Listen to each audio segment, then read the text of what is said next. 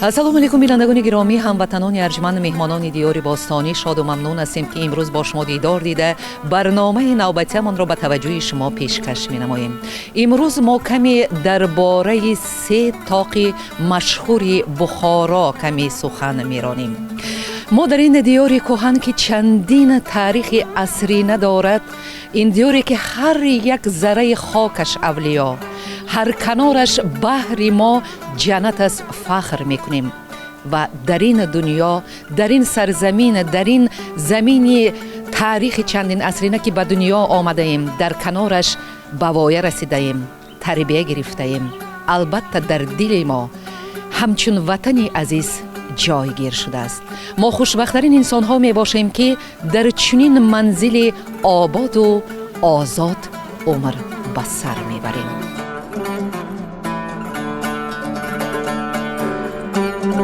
дар шаҳри мо бисёр обидаҳои меъморӣ ҳастанд ки чандин садсолаҳо бунёд гардида, тарҳу нақшу нигорҳояшон дар дигар гӯшаву канори олам шабеҳи худро надорад. қалъаи арк, манораи калон, масҷиди калон, мадрасаи мири араб, ансамбли меъмории лаби ҳавз, тоқҳои Бухоро ва дигарон аз машҳуртарини онҳо мебошанд. имрӯз ҷаҳониён ба тамошои диёри мо мештобанд, то ки зебоӣ ва бо таърихи бои ин сарзамин аз наздик ошно гарданд. беҳуда шоир фарзанди асили бухороӣ Асад Гулзода нагуфтааст: эй Бухоро сарзамини хуррамӣ, аз ягон мулке надорӣ ту камӣ, буд канорат ҷаннати афсонавӣ, гаштаи ту ифтихори одамӣ. оре дар асрҳои миёна дар чораҳаи шаҳристони қадим 4 бозор бо номи чаҳор сух дар таги гумбазҳо фаъолият меронданд. аз ин чанд аср пеш бо номи Чорсу машҳур будааст ва умуман Бухорои қадим бо обидаҳои қадимии худ ки бой аст, дар ҳамон вақтҳо тоқҳо мавҷуд буданд. онҷо аз растаҳои савдо пур буда, ҳар кадоми он бо фурӯши маҳсулотҳо ки ба он тааллуқ доштанд номида мешуданд. масалан тоқи тиргарон, тоқи ортфурӯшон, тими сафед ва ғайра. аз ин тоқҳо танҳо тоқҳои сарафон, телпакфурӯшон, заргарон ва тими Абдуллохон то имрӯз расида омадааст.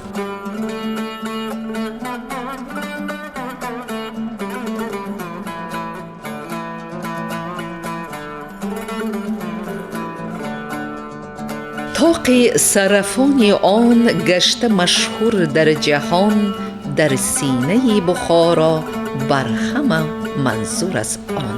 мана михел мисраъҳо ба тоқи сарафон аз тарафи шоирон рӯи коғаз оварда шудааст ва агар дар бораи тоқи сарафон сухан ронем, он ҳамчун ҷойи иваз кардани пулҳо хизмат мекард. ӯ намуди 8 кунҷа дошта, баландии он 16.5 метрро ташкил медиҳад. тоқи сарафон аз дигар тоқҳо бо ғиштҳои нақшкорӣ ки аз ҳамон давр намуд ва ранги худро гум накардааст фарқ мекунад. дар таги тоқ растаҳои савдо, меҳмонхона, масҷид ва карвонсарой ҷой гирифта буд. соли 1981 дар ин ҷо корҳои археологӣ гузаронда шуда, аз тарафи археологҳо қисмҳои хонаҳои кӯҳнаро айнан ошхона, куҷо таом пухта мешуд, ва устохонае ки дар он матоъ бофта мешуд, дарёфт намуда буданд. таърихи бое ки дар таги ин тоқ мавҷуд аст, албатта археологҳои кӯчкобро интизор аст.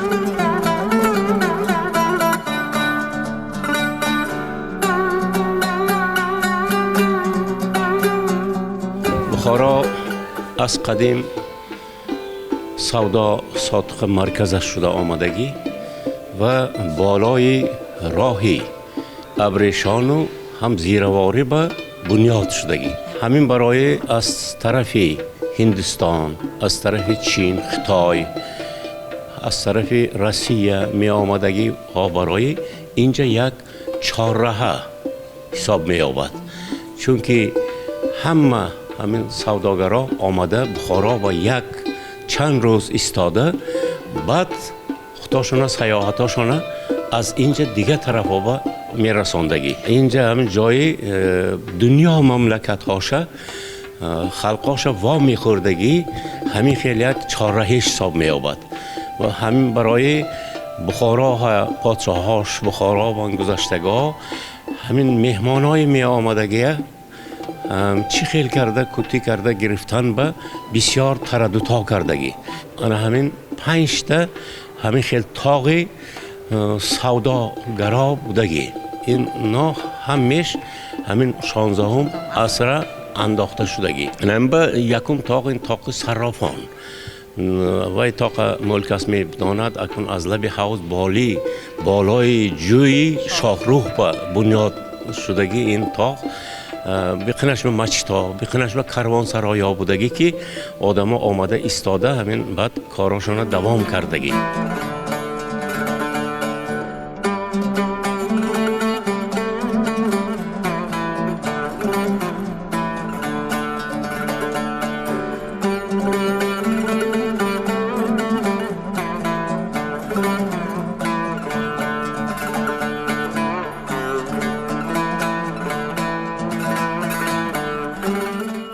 من بینندگان گرامی، چنان من دیده ایستاده‌اید، حاضر ما در نزد طاق تلپک فروشان ایستاده ایم و ما از طاق صرافان سر کرده به این طاق تلپک فروشان تشریف آوردیم. البته اینجا پر از رسته های سودا می باشد و این رسته ها از همان دوری که این طاق ها برپا گردیده بودند رسته های سودا فعالیت می راندند و علل خصوص از طاق تلپک فروشان سر کرده تا طاق زرگران عیناً رسته های زرگری و عموما در اینجا استخوانه هایی که با زرگری با زیب و زینت مشغول می شدن. غیر از این در اینجا استخوانه که من خیلی با استحصال نمودن متاهای گوناگون استاها مشغول می شدن. و حالا ما کمی درباره طاق تلپک فروشان و سپس از اینجا به طاق زرگران راه می گیریم.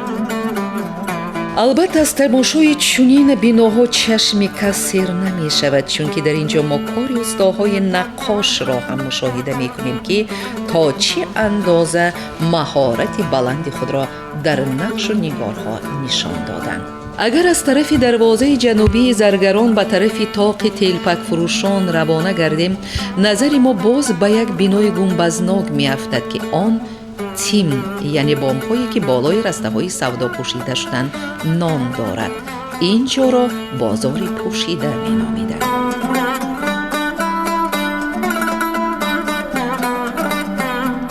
اگر درباره تاریخ طاق تلپک فروشان سخن رانیم، آن سال 1578 1579 در چهارراه 5 کوچه‌های خرد بخارا ساخته شده است. شکل آن 6 کنجه بوده، در گنبد مرکزی آن درچه موجود است. یک قسم طاق سال 1920 ویران گردیده، سال 1924 از نو راست کرده می شود. طاق تلپک فروشان در گذشته طاق کتاب فروشان هم نام داشت. در اینجا اثرهای دستنویس قدیم، کتاب‌ها و اینچنین با بیرشیم هم سودا می کردند. غیر از این تلپک ها از پوست روباه دوخته شده، محصولات های زردوزی و مهرناک، سلاح های بافته که با رنج دستان هنرمندان بخارا آفریده می شدند به فروش می برآوردند.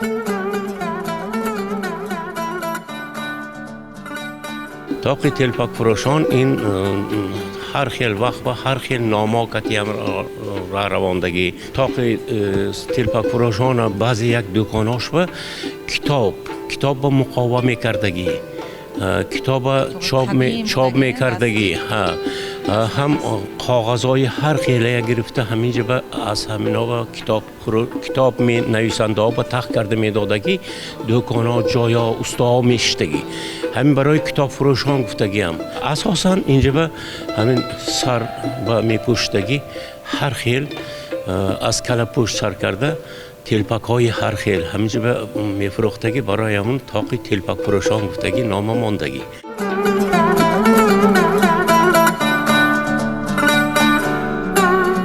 очень все нравится, очень добрые люди, позитивные. Я очень люблю ваш плов. Самый вкусный я поел пока на данный момент. Успели уже? Да, пока самый вкусный бухаре я поел. В таких, знаете, не фешенебельных ресторанах, а обычных таких кафешках.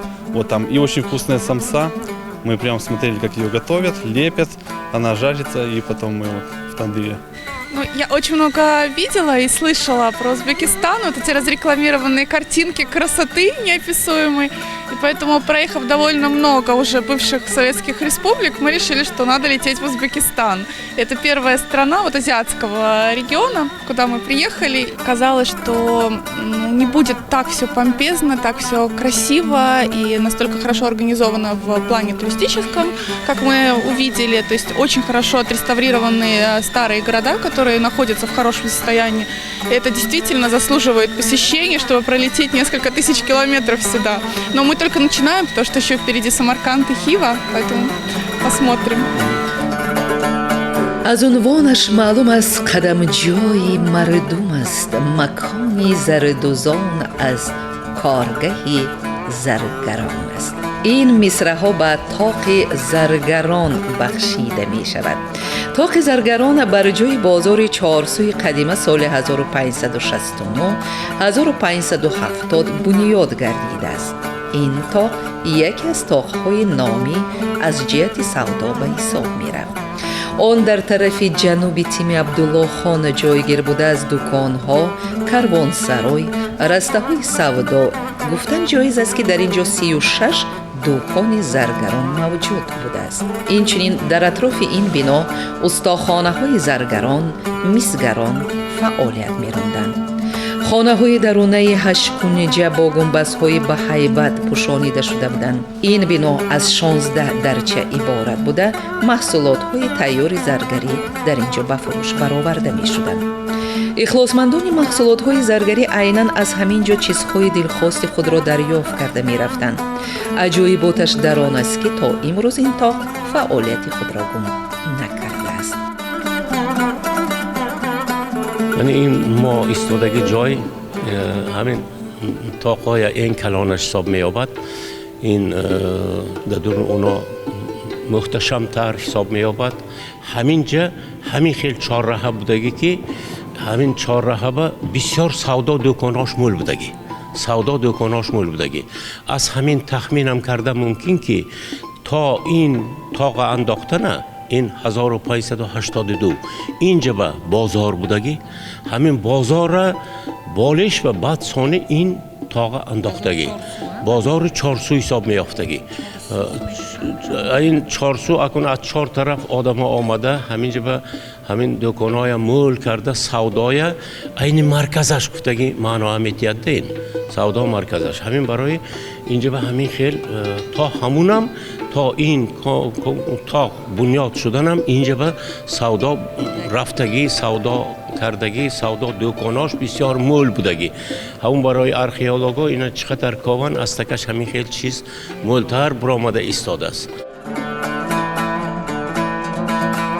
سرزمینی مقدس ما با مردمان شریف و چشمکاردان خود همگان را همچون آهن ربا به خود می کشد. امروز ما با کشور خود فخر می کنیم. او راه ترقیات خود، استقلال و استقبال خود را دارا می باشد. او دولتی آینده‌اش بزرگ است.